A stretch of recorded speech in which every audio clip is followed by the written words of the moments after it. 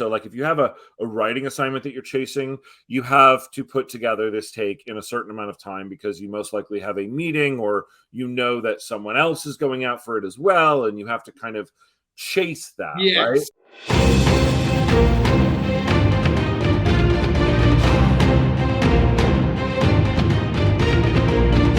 This idea of writing your spec and not waiting for the job to come around. I hear it.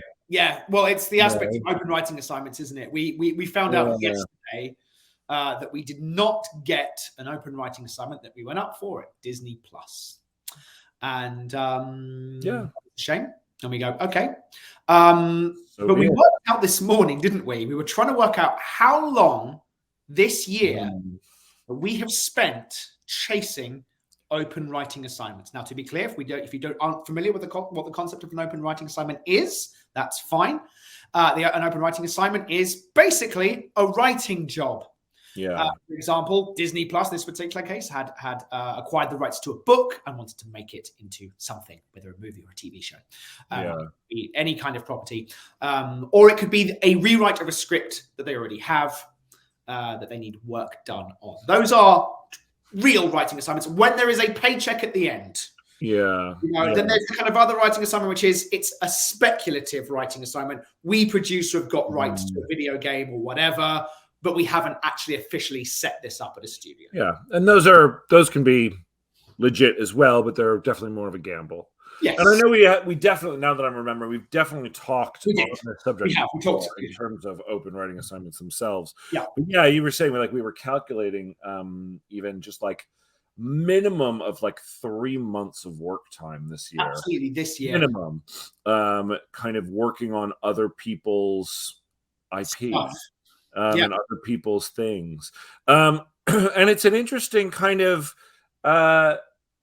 dilemma, I think, when you get to a certain point in your career where people are sending you IP or they're sending you scripts, or they're saying, hey, we have an idea, we're looking for a writer. And, there's always this kind of sense of wanting to be in that elite small group of like people that studios have on their list to go to, right? I mean, as we said in previous episode, we were sent a DC property earlier on this year, and it was like, great!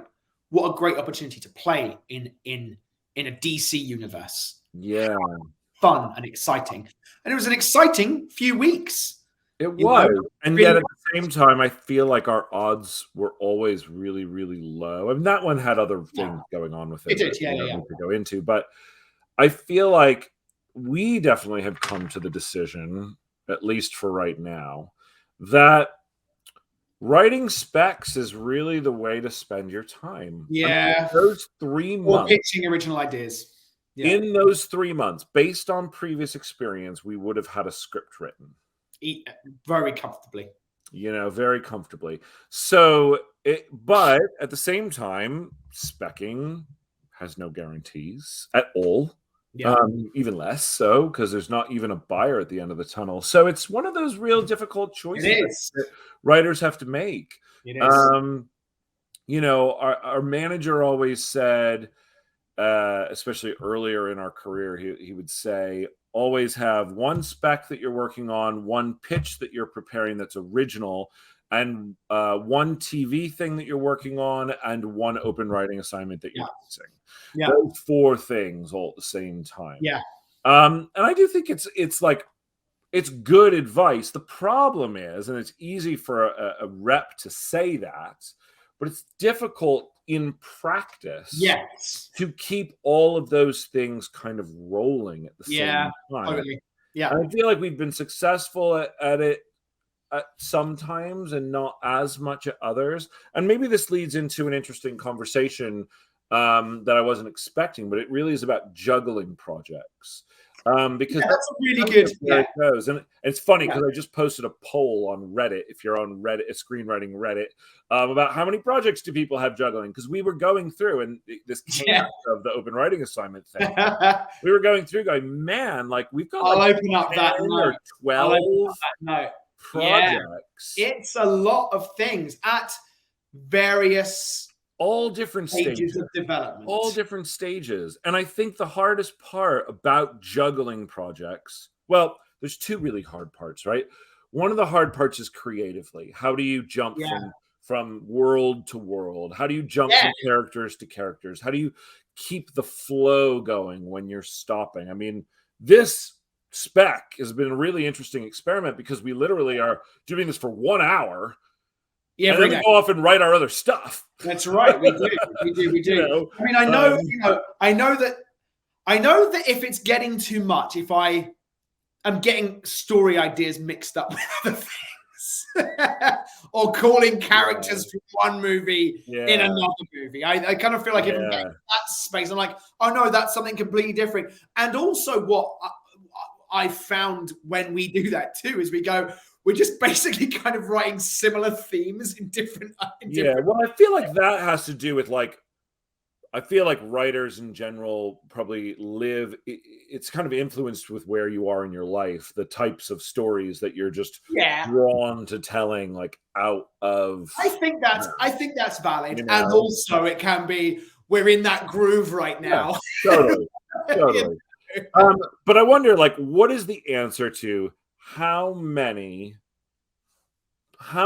projects should you be working on at the same time? Now, we know writers who have way more than we do, way more.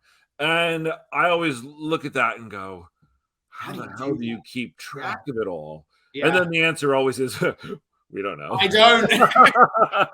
Right? Derek has got a lot of stuff on his plate. So, but, if you went by the rule the rule of thumb that our manager suggests, I feel like when we've tried that in the past, there's a certain level of urgency and different kind of things going on with each individual project. So if you have a writing assignment that you're chasing, you have to put together this take in a certain amount of time because you most likely have a meeting, or that someone else is going out for it as well, and you have to kind of chase that, right? So that ends up kind of becoming a time suck. And even when you say, well, we're only going to spend this much time on that today because we're still going to work on this, then you go to, okay, we're writing a spec and putting together a pitch and doing a TV thing. And when you get given a property, a project, an OWA, and it's well, when do they want to hear takes on this? Right. And it might be in the next few weeks. And you go, okay, well, now I have to. In the next few days. Sometimes it's the next few days. Can you come up with a pitch by the end of next week? Right. It's okay, I guess so. And then you have to put things down inevitably. And also, and we've done this a lot in the past, when there's work that needs doing, we make the time to do it. We say to our families, hey, got to work nights for the next week. Right. And we will add a session into our writing day. That can be exceptionally tiring. I don't always feel that the best work comes out of that, but sometimes you've got to do it. I mean, we know a writer, a very successful writer, who I recently found out, who's been working on a very big sequel to a very big movie, doesn't sleep. He sleeps for 1 or 2 hours a night. Wow. And I go, what? And he's just but I get it done in 3 weeks. Wow. And it's but how do you do that? Yeah. And how do you do good work? But this guy does. He does great work. I mean, everybody really does work in different ways. It's part of the whole podcast, right? Is about process. Yeah. Some people can work at 3 o'clock in the morning. I can't. I'm exhausted at the end of the day, and I feel like at a certain point, your creative energy is out. Matthew Sand had a really interesting thing that he was talking about in his interview about how he does, what do you say, 2 to 3 hours, 2 hour sessions? He does 4 2-hour sessions. Right, and always breaks in between. Yeah. So, if there's breaks in between, let's say there's an hour break in between each session. Right. Did he say 4? I thought he said 11 hours. 4 or 3? I think he does 3 2-hour sessions. Ignore me. It's about pages, isn't it? He does 3 pages in He does 3. Let's go back and watch I it. don't know. We'll go watch. Go back and watch the Matthew Sand. Yeah, exactly. But yeah, whatever it was. He has his own process of how to kind of keep those juices flowing. Yeah. I find, at least for us, that 2 is probably the most that we can focus on at one time. I feel like we do pretty good separating our mornings and our afternoons, and going, we can work on this project in the morning and this project in the afternoon. And your wife is commenting away. Yes, I'm just seeing that right now. Hi, honey. And that basically, like, if we're gonna do, like, we've done before, hey, let's work on the pitch in the morning and we'll work on our spec in the afternoon, or hey, we'll work on our spec in the morning and our take for this thing in the afternoon. I don't think we've ever actually, I mean, there are days where we've touched 4 to 5 projects at the same time. Absolutely. But not like really dug into those things all in one day. You know? And I do think juggling isn't about juggling all in one day, is it? It's about juggling over a period. So, like, we have a TV thing going that we've been juggling with our stuff for over a year. It's finally going to go out to the town next year. We know that. So this is crazy. This is Hollywood. It's like, yes, it's only November, but we can't take anything out until February. So we know that. So it's like, that's our TV thing. So we just kind of like put that in a box over here. Okay, now that's that. And that's actually interesting, isn't it? Because in one sense, it almost frees up the mental space. I go, okay, we're not really gonna add another TV project, most likely, until we get an answer to whether or not. Unless it's an open writing assignment. Unless it reminds you it would fill that box. Right. You know, and we have done recently we've gone out for 3 or 4 open writing assignments in the last 3 months. And unfortunately we didn't get any of them. And that's the way that it goes. That's the way that it goes. For a multitude of reasons. I mean, and I think that I mean, we're at a place, I think we were talking about this before, where like we're kind of like taking that thing out of the equation. I think so for the moment. And yet what we have, interestingly, is, so we have one TV thing. We are writing this spec. This wonderful spec that we're writing for everyone. But we are additionally going to be writing another spec outside of the public sphere. We spent the morning outlining that one. We don't have a pitch that we're working on right now. Well, again, it's kind of what's going on with the market at the moment. Well, but we've heard it's changed again. And we're hearing that it's changing again. So I think for the last 1.5 to 2 years, there had been we don't want to buy development, because a pitch invariably is some form of development. It just is, because there's no script. There's going to be a development process on something. And it was part of the kind of content. We got to wait. They have to wait 3 months to get the first draft, and then they've got to wait however many months it's going to be, you know. But it was, you know, this aspect of, there was always this thing of like, well, specs are selling right now, because people don't want to buy development. They want to do one draft on the current script, and then they want to go into production because they want to get this going. And they're only buying things that were packaged all together, script, sometimes with directors and producers, actors, whatever, already attached and going. However, recently, yes, you're right, that has started to change.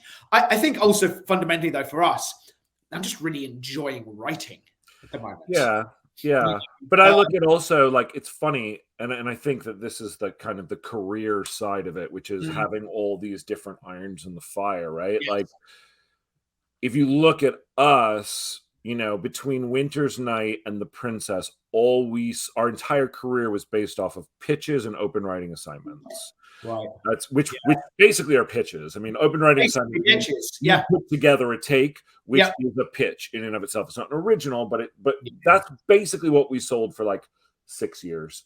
And then there was The Princess, and then you're right. There was a moment where our reps all said, "Nobody's buying pitches. You should really start. You should just focus on specs." And I don't know. I feel like it's like half and half of going, well, are we losing out on a part of our career that we had a lot of success in for a long time because we aren't focused on, like, we're not doing the thing that thing that our manager was like always be doing. Well, then maybe in the new year, it's time for us to think about taking it out. You know. But anyway, as we talk about this in front of everybody, I think that, you know, I think that, again, bring this all back to this kind of career conversation about juggling projects. Yes.